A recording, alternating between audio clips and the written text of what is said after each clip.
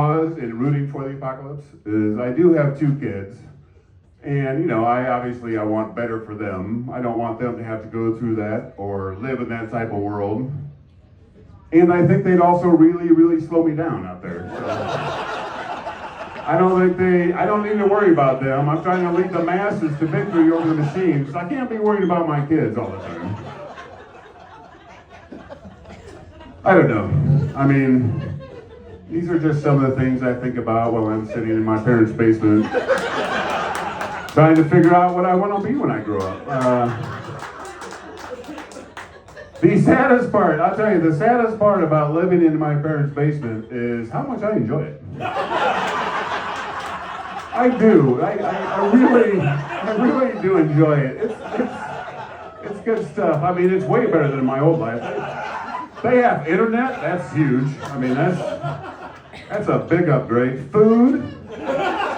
Not only do they have some, but it's way better than anything I ever had. I have people to watch Jeopardy with. It's really just about everything I could ask for. It really is. I don't think they love it, but I am really settling in. I'm really finding my space right now. One of the only downsides of living with my parents is that we host everything at our house. I like to call it our house. But like every holiday, every birthday, anytime the whole family gets together, we have to have it at our house. And it's a lot. It's a lot, it is. I told my two brothers, I was like, you guys have to step up at some point. I can't host every holiday. I just can't do it. I can't fucking do it anymore. I mean, you can't even have the Flag Day party. Come on. You know how exhausting it is? How fucking exhausting it is to watch my mom do all this work before a holiday. You have any idea what that does to me, what it's like? How hard that, I won't do it anymore. I can't, I shan't, I won't. I just can't do it. I think it was before Easter of this year, me and my parents were all home together. And my mom was like retiling the kitchen floor before everyone came over. Me and my dad were there, but we were drinking our coffee, watching our program. All of a sudden my mom stops what she's doing and she just looks up at my dad like she stopped growling or something. She looks up, she's like, you know what? I can't wait until I'm dead. And you have to host these holidays all by yourself without me. I was like, Jesus Christ, that got dark in a hurry. The fuck, what are you, a songwriter from the 90s grunge era? What the hell is going on here? I looked over at my dad, I was like, do you know what the fuck just happened here? Me and my dad are kind of looking at each other, we look at my mom, and me and my dad look at each other, and we kind of had that look. I think we were thinking the same thing at that time. I think we were trying to imagine a world without this wonderful, wonderful woman that is my mom, or even celebrating a holiday. We didn't even want to think about it. So we're kind of looking at each other, and I kind of went over and I put my arm around my dad. It was a real moment. It was a real moment. I looked at my mom, and I told her, I was like, you know what? Dad and I will not be hosting holidays when you're dead. We're not going to do it. We've talked about it, and I've already talked to the other two about it. Dave said he'll host Flag Day, so you don't have to worry about it, I think. I think we're going to be just fine without you. I really do. I really think we'll be okay. And that might sound harsh, but she deserved it. I mean, seriously, I can't wait till I'm dead. I'm living with Kurt Cobain right now. What the fuck? I'm going to need you to dial that shit down a little bit. Dial it down a little bit, but Dave's hosting Flag Day, so that's good. Dave made it tonight. Dave is our older brother, Matt and I's older brother, Dave, or the poor man's Tony, as he's known in my basement. The other Manelli, if you will, which is fun for me to say, because usually that's reserved for me. Everyone knows my two brothers, and nobody knows who the fuck I am. So there's a lot of the other Manelli, or, oh, I didn't know there were three of you. Sometimes it's just, huh? But I get to use it on comedy nights because Dave doesn't do the stand-up comedy with us. He won't do it. Dave apparently has a little self-respect left. Which, you know what? Good for him. Good for him. Matt and I do not. Matt and I are sitting at zero. We're running on empty on the self-respect meter. But I was thinking about this recently, about the stand-up comedy, and I was like, I don't think Matt and I could do this without Dave. I really don't.